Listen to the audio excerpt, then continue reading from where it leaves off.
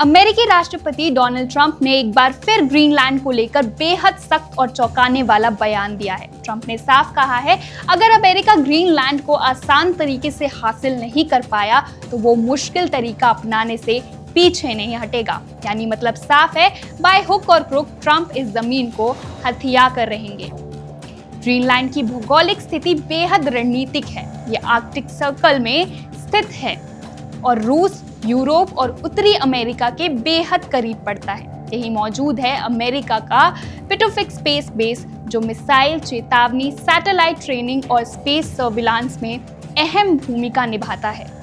America को डर है कि अगर यहाँ चीन का या रूस का प्रभाव बढ़ा तो उसकी सुरक्षा सीधे खतरे में पड़ सकती है। ट्रंप का बयान सिर्फ एक राजनीतिक टिप्पणी नहीं है, बल्कि ये अंतर्राष्ट्रीय कूटनीति, सुरक्षा और संसाधनों की जंग का संकेत देता है। ट्रंप ने कहा कि अगर हमने इस जमीन पर कब्जा नहीं किया तो चीन या रूस कर लेगा और हम उन्हें अपना पड़ोसी कभी नहीं बनाना चाहेंगे।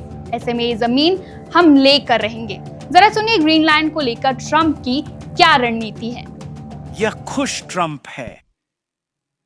मैं कभी खुश नहीं रहता तो मैं कभी संतुष्ट नहीं। अभी ग्रीनलैंड के पैसे की बात नहीं, हम ग्रीनलैंड पर कुछ करने वाले हैं, उन्हें पसंद हो या ना हो। अगर हमने ऐसा नहीं किया तो रूस या चीन ग्रीनलैंड पर कब्जा कर लेंगे और हम रूस या चीन को पड़ोसी नहीं चाहते। अभी ग्रीनलैंड के बाहर देखें तो रूसी विध्वंसक, चीनी विध्वंसक और उनसे भी बड़े रूसी पनडुब्बियां हर जगह हैं। अगर हम नहीं करेंगे तो चीन या रूस करेंगे। रूस या चीन को ग्रीनलैंड पर कब्जा नहीं करने देंगे। राष्ट्रपति ट्रंप मुझे ठीक से दिख नहीं रहा। अमेरिकी झंडे का पेन दिख रहा है, दूसरा पेन क्या है?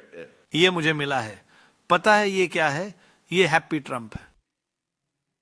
मैं कभी खुश नहीं रहता तो मैं कभी संतुष्ट नहीं होता। मैं कभी संतुष्ट नहीं होऊंगा जब तक हम अमेरिका को फिर से महान नहीं बना देते। लेकिन हम काफी करीब आ रहे हैं। मैं आपको बताता हूं, इसे हैप्पी ट्रंप कहते हैं। किसी ने मुझे यह दिया, मैंने इसे पहना। धन्यवाद। और नीतिगत सवाल, संभावित अमेरिकी सैन्य जमावड़े के लिए ग्रीनलैंड के लोगों को कितना पैसा देने का विचार है? मैं अभी ग्रीनलैंड के लिए पैसे की बात नहीं कर रहा, शायद बाद में करूं। लेकिन अभी हम ग्रीनलैंड पर कुछ करने वाले हैं, चाहे उन्हें पसंद हो या ना हो, क्योंकि अगर हम ऐसा नहीं करते तो रूस या चीन ग्रीनलैंड पर कब्जा कर लेंगे और हम रूस या चीन को पड़ोसी के रूप में नहीं रखेंगे। ठीक है?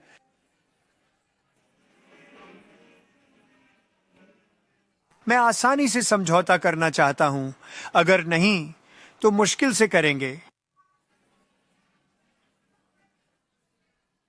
मैं डेनमार्क का प्रशंसक हूं और वे मेरे प्रति बहुत अच्छे रहे हैं, लेकिन 500 साल पहले उनकी नाव वहां उतरी थी।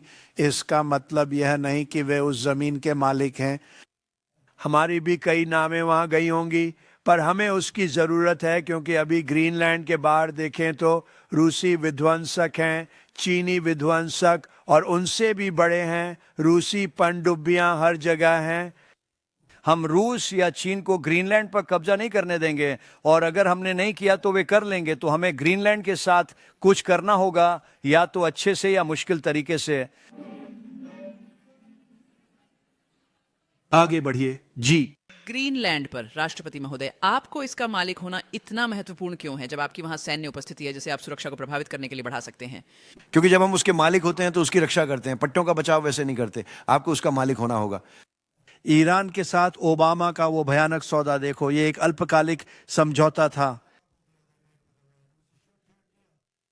ये 9 साल का सौदा था। देश 9 या 100 साल के सौदे नहीं कर सकते। देशों को स्वामित्व चाहिए। आप स्वामित्व का बचाव करते हैं, पट्टों का नहीं। और हमें ग्रीनलैंड की रक्षा करनी होगी। अगर हम ऐसा नहीं करते तो चीन या रूस करेगा। ऐसा नहीं होगा, हम ऐसा नहीं होने देंगे। और मुझे चीन पसंद है, रूस भी। मुझे चीन और रूस के लोग बहुत प्यारे हैं। मैं राष्ट्रपति पुतिन से अच्छी तरह मिलता हूं, पर उनसे बहुत निराश हूं। राष्ट्रपति शी से भी मेरी अच्छी बनती है। मैं अप्रैल में चीन जा रहा हूं, पर मैं उन्हें ग्रीनलैंड में पड़ोसी नहीं चाहता। ऐसा नहीं होगा। और वैसे नाटो को यह समझना होगा, मैं नाटो का समर्थक हूं। मैंने इसे बचाया। अगर मैं ना होता तो नाटो नहीं होता। लेकिन हम रूस या चीन को ग्रीनलैंड पर कब्जा करने नहीं देंगे, और अगर हमने ऐसा नहीं किया तो यही होगा। Subscribe to One India and never miss an update. Download the One India app now.